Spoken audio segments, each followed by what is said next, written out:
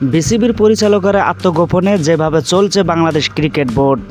দেশের পরিবর্তিত পরিস্থিতিতে বাংলাদেশ ক্রিকেট বোর্ড ও বিসিবি পরিবর্তন অসম্ভবভাবে বিসিবির বর্তমান পরিচালকরা পর্ষদ যেহেতু আওয়ামী লীগ সমর্থিত, সভাপতি নাজমুল হাসান পাপন সহ 25 পরিচালকের বেশিরভাগ আত্মগোপনে। নাজমুল হাসান তো দেশেই ত্যাগ করেছেন। নীতি নির্ধারণী বিষয়ে সক্রিয় 2-3 জন পরিচালকের সাহায্য নিয়ে বোর্ডের কাজ চালাচ্ছেন মূলত পেশাজীবী কর্মকর্তারা। এই অবস্থায় অন্য ক্রীড়া ফেডারেশনের মতো বিসিবি যুব ক্রীড়া মন্ত্রণালয়ের দিক নির্দেশনার অপেক্ষায় আছে অন্তর্বর্তীকালীন সরকারের যুব ও ক্রীড়া উপদেষ্টা হয়েছেন আসিফ মাহমুদ সজীব ভুঁইয়া। দায়িত্ব নিয়ে তিনি এরই মধ্যে আসার কথা শুনিয়েছেন। গত কিছুদিনের রাজনৈতিক অস্থিরতার কারণে অক্টোবরে বাংলাদেশের টি-20 বিশ্বকাপ আয়োজন নিয়ে অনিশ্চয়তা সৃষ্টি হলেও ক্রীড়া উপদেষ্টা বলেছেন টুর্নামেন্টটি বাংলাদেশের বাইরে যাবে না। তিনি মনে করেন দেশ গঠনের সময় এরকম কিছু ঘটলে সেটা দেশের ভাবমূর্তির জন্য ক্ষতিকর হবে। একইভাবে দেশের ক্রিকেট সংকটে পড়তে পারে যদি আইসিসির নিয়মের বাইরে গিয়ে ক্রিকেট বোর্ড পুনর্গঠনে হস্তক্ষেপ করে সরকার। অতীত সরকারি হস্তক্ষেপের কারণে শ্রীলঙ্কা, জিম্বাবুয়ের ক্রিকেট বোর্ড আইসিসির নিষেধাজ্ঞায় পড়েছিল। বাংলাদেশের ক্রিকেট নিশ্চয়ই সে পরিণতি চাইবে না। সেক্ষেত্রে সরকারের সংশ্লিষ্টদের সঙ্গে বসে তাদের মতামত ও বর্তমান পরিস্থিতিতে আইসিসিকে জানিয়ে বিসিবিকে যা করার করতে হবে।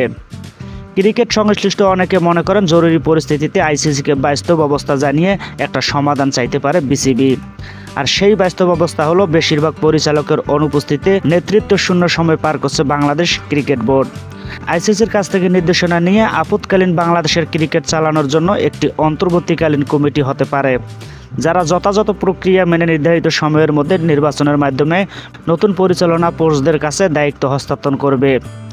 জানা গেছে এসব কথা বলতে আজ ক্রীড়া উপদেষ্টার সঙ্গে দেখা করতে পারেন বিসিবির নির্বাহী নিজামুদ্দিন চৌধুরী।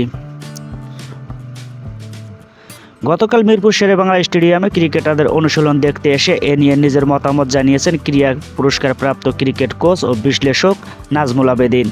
সাংবাদিকদের প্রশ্নের উত্তরে তিনি বলেছেন, যারা সিস্টেম ভালোভাবে চালাতে পারবেন তারাই ক্রিকেট বোর্ডে আসার যোগ্যতা রাখেন। সঙ্গে জানিয়ে রেখেছেন, আমি যদি আনুষ্ঠানিকভাবে কিছু করি আমি চাইব বিস্তীর্ণ রূপরেখা নিয়ে আসতে, যেন যারা দায়িত্বে আছেন তাদের সাহায্য করতে পারি।